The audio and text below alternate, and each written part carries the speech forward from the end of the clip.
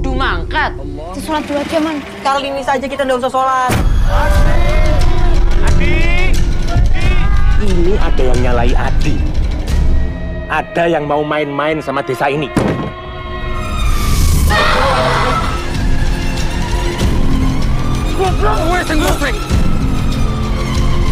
Mati luwih becik kanggo kowe.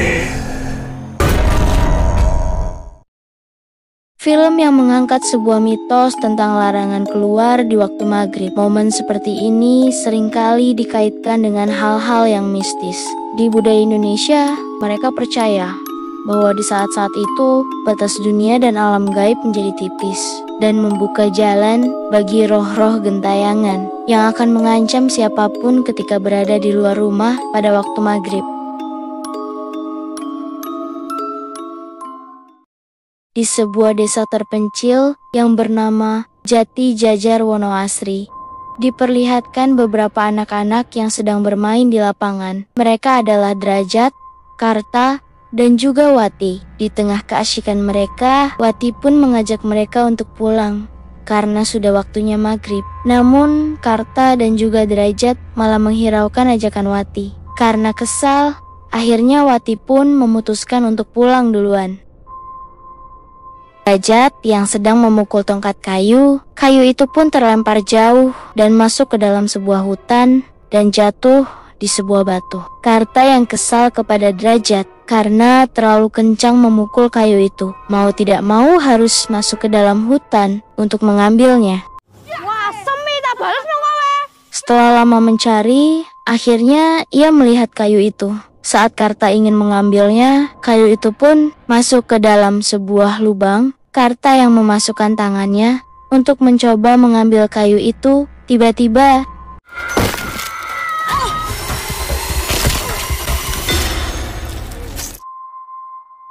salah satu dari jari tangannya pun putus karena ada yang mencengkram tangannya dari dalam lubang itu. Sementara Wati yang sedang berjalan pulang sendirian, badannya pun ditarik oleh sesuatu yang membuat ia terjatuh. Derajat yang mendengar teriakan dari Wati langsung saja mengejarnya. Wati!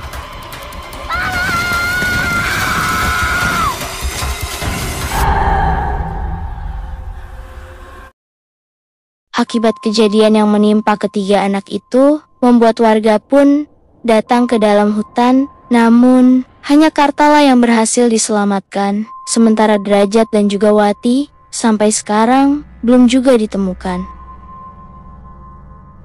30 tahun berlalu, ada 2 orang anak yang sedang berlari untuk pergi ke sekolah. 2 orang itu adalah Saman dan juga Adi. Mereka yang terlihat buru-buru akibat terlambat tiba-tiba di pertengahan jalan. Mereka menabrak orang gila dan ternyata itu adalah Karta yang jarinya putus di kejadian 30 tahun yang lalu. Melihat ia yang sudah tumbuh dewasa walaupun terlihat sedikit tidak waras.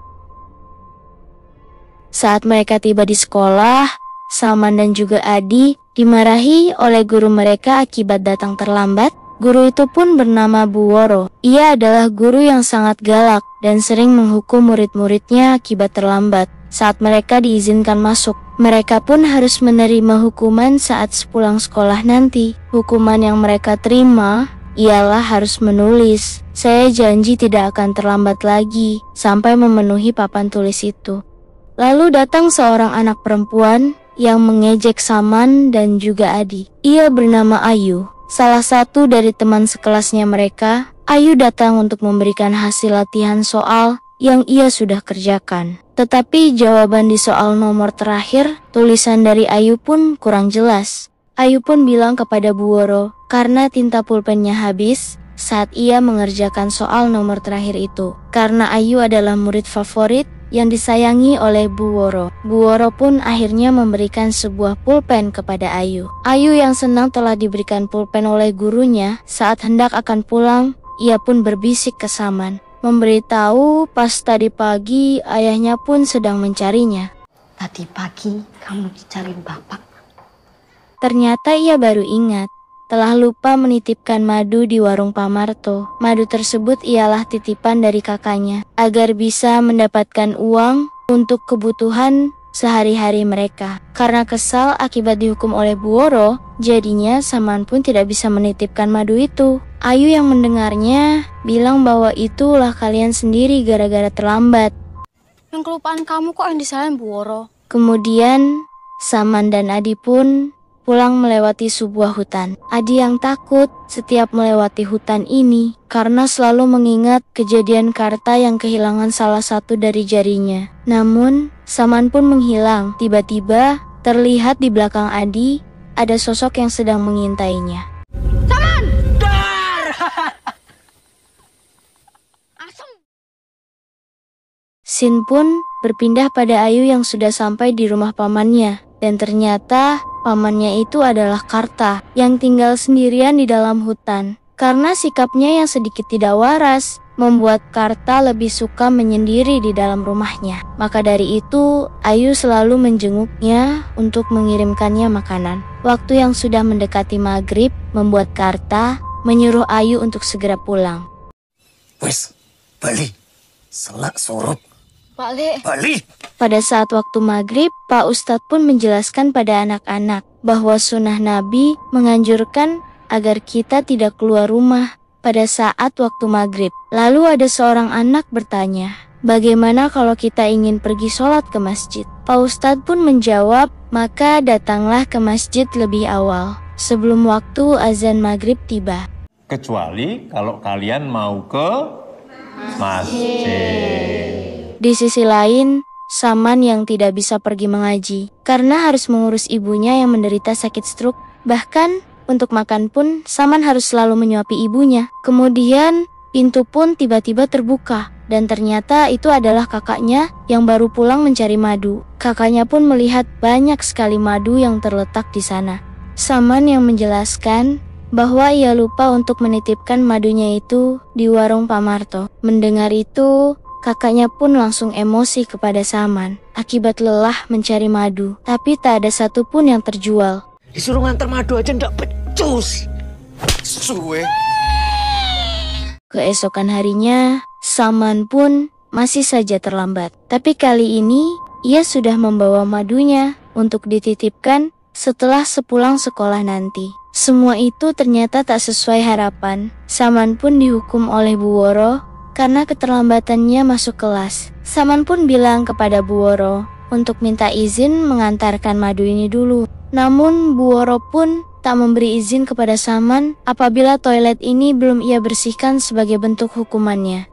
Kalian berdua tidak boleh pulang. Titik. Untuk kedua kalinya, madu itu pun tidak dititipkan lagi. Itu karena mereka baru diizinkan pulang pada waktu maghrib. Saman yang takut dimarahi oleh kakaknya lebih memilih untuk menonton wayang yang sedang diadakan di desa. Kemudian mereka berdua pun mendapat sebuah tumpangan dari warga yang membawa mobil pickup.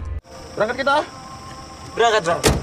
Saat di perjalanan, Adi berkata, seandainya kalau tidak ada Bu Woro, mungkin hidup mereka akan lebih damai, bisa mancing ikan sepuasnya, dan terlebih lagi, jika terlambat masuk kelas, tidak ada lagi yang marah-marah. Saman yang mendengar itu bilang, guru itu lebih baik tidak ada atau sekalian mati aja. Nih, kalau perlu ya, si guru bajigur itu nggak cuma minggat, biar mati sih, San. Oma, muncungmu itu Saman. Sementara Bu Woro yang baru saja tiba di rumah langsung bergegas mengambil air wudhu untuk melaksanakan sholat maghrib. Ia yang heran melihat pintu rumahnya yang tiba-tiba terbuka, langsung menutup pintu itu kembali. Saat hendak menuju kamar mandi, Bu Woro pun mendengar ketukan pintu pada rumahnya. Pada saat Bu Woro membukakan pintu itu, terlihat tidak ada siapa-siapa di sana. Namun ketika Bu Woro berbalik badan, pintu itu pun terbuka lagi dengan sendirinya. Seketika sosok setan itu pun muncul dan menyerang Bu Woro hingga membuatnya tewas. Kembali pada Saman dan juga Adi yang sedang menunggu perbaikan mobilnya. Lalu mereka bertemu dengan salah satu warga yang memberitahu bahwa Bu Woro baru saja mati. Saman yang kaget mendengar itu, takut kejadian yang dialami Bu Woro terjadi akibat dari ucapannya. Akhirnya, Saman dan Adi pun tidak jadi menonton wayang karena harus datang ke rumah Bu Woro untuk melihat keadaan di sana. Jasad Bu Woro pun ditemukan mengenaskan dengan bau busuk yang sangat menyengat.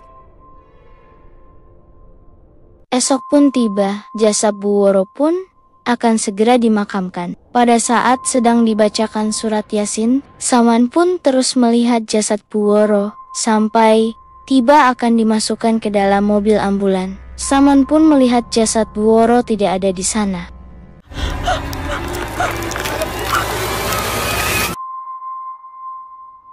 Ternyata itu semua hanya mimpi. Saman yang sedang tidak enak badan akhirnya dijenguk oleh Adi. Adi yang selalu kepikiran tentang kematian Bu Woro merasa ketakutan akibat ulah dari ucapan Saman waktu malam itu. Aku masih suka kepikiran omongan kita tentang Bu Woro waktu itu. Mulai saat itu, Saman pun sering diteror oleh hantu Bu Woro di dalam rumahnya. Ia pun langsung berlari untuk mencuci muka. Namun, ada sosok setan yang muncul dari dalam kendi itu dan langsung merasuki tubuh Saman. Ayu yang galau akibat ditinggal oleh guru kesayangannya, terus menatap pulpen yang pernah diberikan oleh Bu Woro. Kemudian, bapaknya pun mengajak Ayu untuk bertemu dengan guru baru. Guru itu bernama Bu Ningsih. Ia akan mengajar di sebuah sekolah di sana untuk menggantikan Bu Woro. Keesokan harinya, Adi pun terlambat masuk kelas sendirian. Kali ini ia tidak bersama Saman. Adi yang bingung melihat guru baru yang berbeda dengan Bu Woro karena tidak memarahinya walaupun ia datang terlambat. Ayu yang tidak senang dengan kehadiran Bu Ningsih karena kurang disiplin dalam mendidik anak-anak. Siang harinya, saat kakak Saman ingin menagih uang hasil dari titipan madu itu, madu tersebut sudah lama tidak dititipkan di warung itu. Kakaknya yang kesal kepada Saman langsung menghajarnya tanpa ampun. Mau apa, Toman?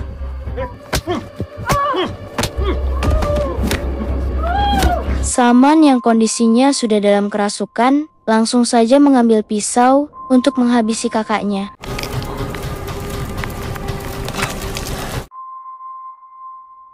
Kakaknya pun mati di tangan adiknya sendiri. Saman pun akhirnya pergi ke rumah Pak Lurah untuk menghabisi ayam-ayam di sana.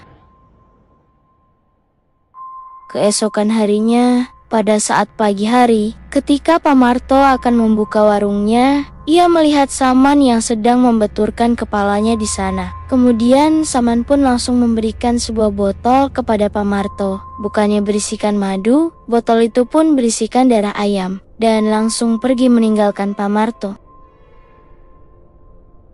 Saat sedang menikmati secangkir kopi, Pak Lurah pun dikagetkan dengan ayamnya yang sudah dalam keadaan mati dan menggantung di depan rumahnya.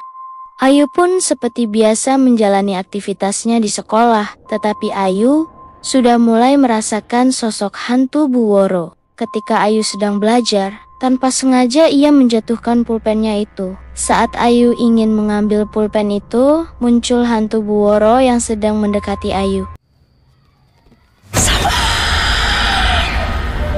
Ayu merasa ada yang aneh pada sekolah itu. Saat sepulang sekolah, Ayu melihat ada Pak Lurah dan juga Pak Hansip. Pak Marto melaporkan bahwa ia mendapatkan kiriman dari Saman beberapa botol yang berisikan darah. Semua kecurigaan pun tertuju pada Saman. Setelah mendengar kematian ayamnya Pak Lurah, mereka pun langsung bergegas untuk mendatangi rumahnya Saman.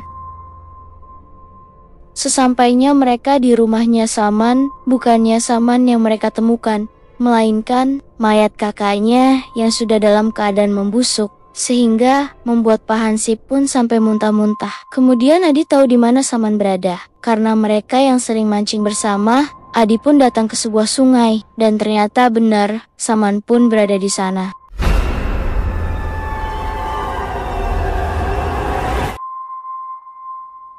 Saman pun langsung dibawa oleh Pak Lurah, karena telah dicurigai membunuh kakaknya sendiri sambil menunggu kepolisian datang. Saman pun dikurung di sebuah gudang untuk diinterogasi. Bu Ningsih pun datang karena prihatin mendengar tentang kondisi Saman. Pak Lurah pun berkata, Saman hanya banyak terdiam di dalam gudang itu. Buningsih pun meminta izin kepada Pak Lurah untuk berbicara pada Saman, dan Pak Lurah pun langsung mengizinkannya. Ya, kami persilahkan. Namun, tetap saja Saman tidak mau berbicara satu kata pun kepada Buningsih. Ketika di dalam gudang, Saman pun mendapatkan teror dari hantu kakaknya dan juga Bu Woro.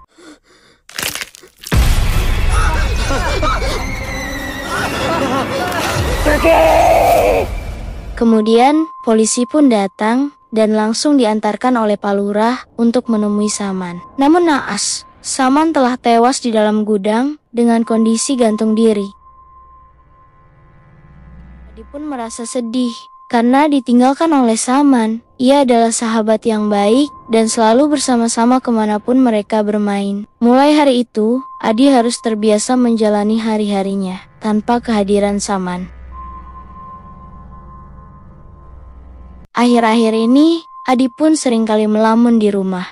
Bahkan ketika di sekolah, ia sampai mendapatkan nilai paling rendah pada semester ini. Buningsih yang mencoba untuk membujuk Adi jika kalau ada apa-apa, Adi bisa bercerita kepada Buningsih dan memberi jam belajar tambahan agar Adi bisa mengejar ketertinggalannya. Atau Adi memang masih butuh waktu? Gak apa-apa, Bu. Hari ini aja.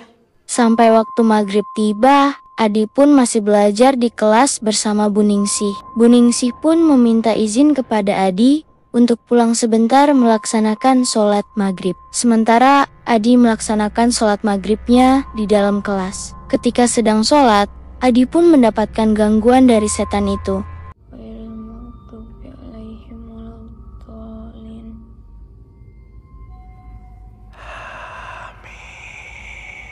Adi yang sudah ketakutan, akhirnya keluar kelas untuk kabur. Tiba-tiba ia melihat Saman yang sedang mengepel lantai di sana. Saman pun meminta tolong kepada Adi dan membuatnya jadi kerasukan.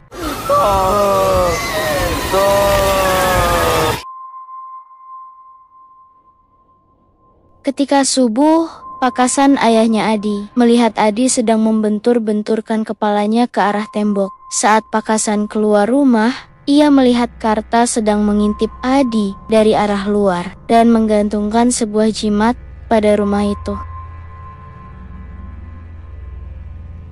Pada saat di sekolah, Ayu yang melihat Adi banyak terdiam belakangan ini.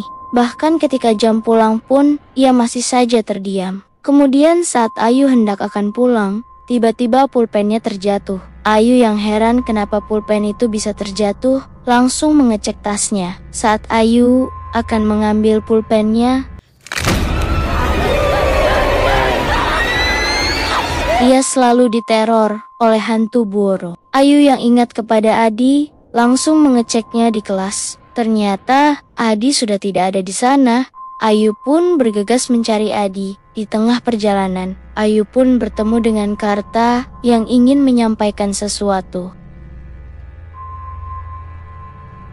Ketika waktu maghrib, Adi pun muncul mendatangi seorang anak bernama Bondan. Bondan yang masih bermain di luar rumah diculik oleh Adi, yang membuat ibunya pun mencari keberadaan Bondan yang tiba-tiba saja menghilang. Dan, Bondan! Warga pun berbondong-bondong mencari keberadaan Adi dan juga Bondan. Namun, kedua anak itu sampai sekarang belum juga ditemukan. Akhirnya, Buningsih pun memperingati anak-anak untuk tidak keluar rumah pada waktu maghrib. Karena banyak kejadian orang-orang menghilang seperti kedua teman mereka, Bondan dan juga Adi. Kemudian, Ayu pun memberikan sebuah jimat yang disuruh oleh Karta. Buningsih yang kaget melihat jimat itu langsung dijelaskan oleh Ayu. Jimat itu untuk melindungi diri dari teror kejahatan yang dialami oleh Saman.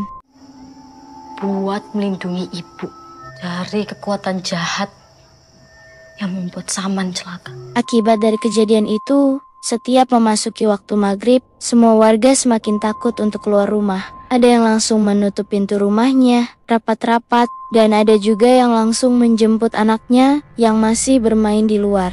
Namun tidak dengan Ayu. Ayu yang sedang ingin pergi berangkat ke masjid dilarang oleh ayahnya karena sudah banyak kasus anak yang hilang di waktu maghrib. Namun Ayu berkata karena niatnya baik untuk pergi sholat berjamaah, jadi ia tidak akan terjadi apa-apa.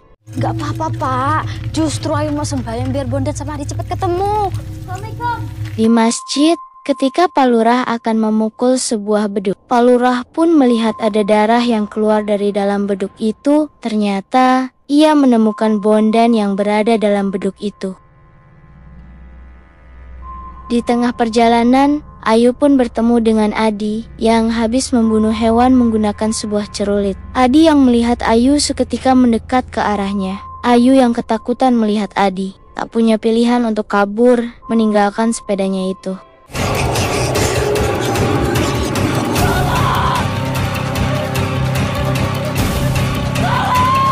Beruntung, Ayu pun bertemu dengan Ibu Lurah yang melihatnya sedang dikejar-kejar oleh Adi dan langsung menyelamatkan Ayu masuk ke dalam rumahnya. Adi yang mencoba untuk masuk langsung merusak pintu itu menggunakan celurit.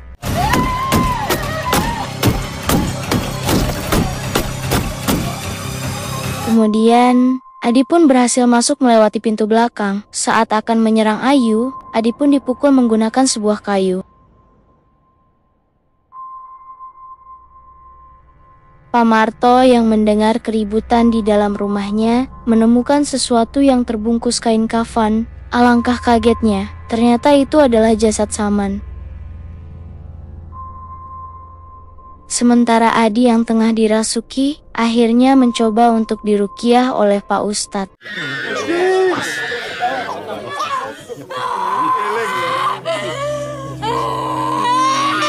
Warga pun berbicara soal mengenai kejadian yang menimpa Bondan. Bondan yang sudah sadar langsung bercerita bahwa ia dilumuri darah oleh Adi. Kemudian dibawa ke sebuah kuburan Saman, yang mana kuburan itu dibongkar oleh Adi.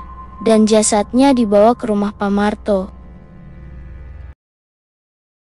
Mereka pun merasa ada yang tidak beres pada desa ini. Banyak sekali teror-teror yang terjadi pada desa ini. Pak Hasan pun langsung menunjukkan sebuah jimat yang digantung oleh Karta pada setiap rumah itu. Pak Marto juga berkata bahwa ia pernah melihat jimat itu juga di rumahnya Saman saat mereka mendatangi rumahnya. Warga pun mencurigai bahwa teror yang terjadi pada desa ini pasti ada kaitannya dengan Karta. Kemudian mereka pun bersama-sama akan masuk ke dalam hutan untuk mendatangi Karta. Karta pun dihajar habis-habisan oleh warga di sana. Untungnya ada Pak Marto yang menghentikan keributan itu. Keesokan harinya, Ayu yang sakit setelah mengalami kejadian yang menimpa dirinya. Buningsih pun datang menjenguknya dan bercerita kepada Ayu bahwa penyebab dari semua kejadian yang ada di desa ini disebabkan oleh setan yang mendiami tubuh Buningsih. Karta yang sudah curiga akan kehadiran Buningsih masuk ke desa ini, meminta kepada Ayu untuk memberikan jimatnya itu kepada Buningsih. Namun semua sudah telat. Setan itu sudah jauh lebih kuat karena mendapatkan jiwa anak-anak pada desa ini dan berjanji kepada Ayu tidak akan melukainya apabila ia tidak ikut campur. Jangan ikut campur. Ayu pun langsung menemui Karta dan memberitahukan bahwa penyebab dari semua ini adalah Buningsih. Ketika azan maghrib terdengar, Karta selalu ingat kejadian yang dialaminya 30 tahun yang lalu. Ayu pun selalu meminta kepada Karta untuk melawan rasa takutnya itu.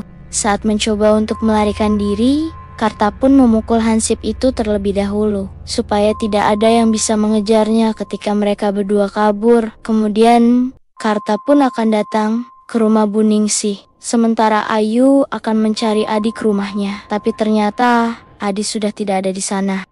Karta yang berada di dalam rumah Buningsih melihat setan itu berada di dalam kamarnya. Ternyata selama ini Buningsih adalah Wati, seorang anak perempuan sekaligus temannya Karta, yang pernah hilang di dalam hutan di kejadian 30 tahun yang lalu.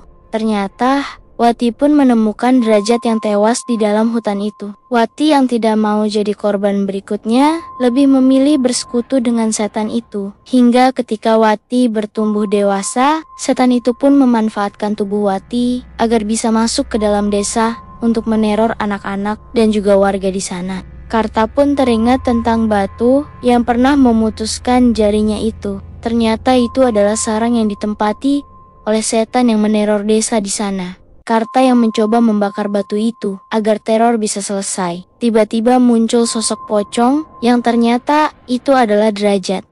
Derajat, kamu gak mau main sama aku lagi, Po? Pada akhirnya, ia berhasil membakar batu itu dan langsung mengumandangkan suara azan. Allahu Akbar, Allahu Akbar. Sementara Adi yang sudah dirasuki kembali ketika akan dibawa oleh setan itu berhasil diselamatkan oleh Ayu. Karena Karta yang sudah membakar batu itu, tiba-tiba sosok setan itu pun akhirnya lenyap.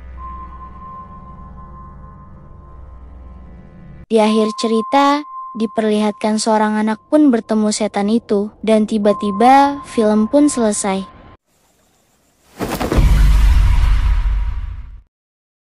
Film yang lumayan seru menurut saya pribadi, walaupun agak sedikit membingungkan di bagian endingnya. Akan tetapi saya jadi teringat masa kecil dulu, pada era tahun 2010 ke bawah, di mana di tahun itu belum ada gadget, dan manusia lebih sering menghabiskan waktunya bermain di luar. Sehingga para orang tua dulu kerap memperingati anak-anaknya untuk pulang ke rumah sebelum azan maghrib tiba, dan menakuti kita apabila masih bermain pada saat maghrib, kita akan diculik oleh hantu.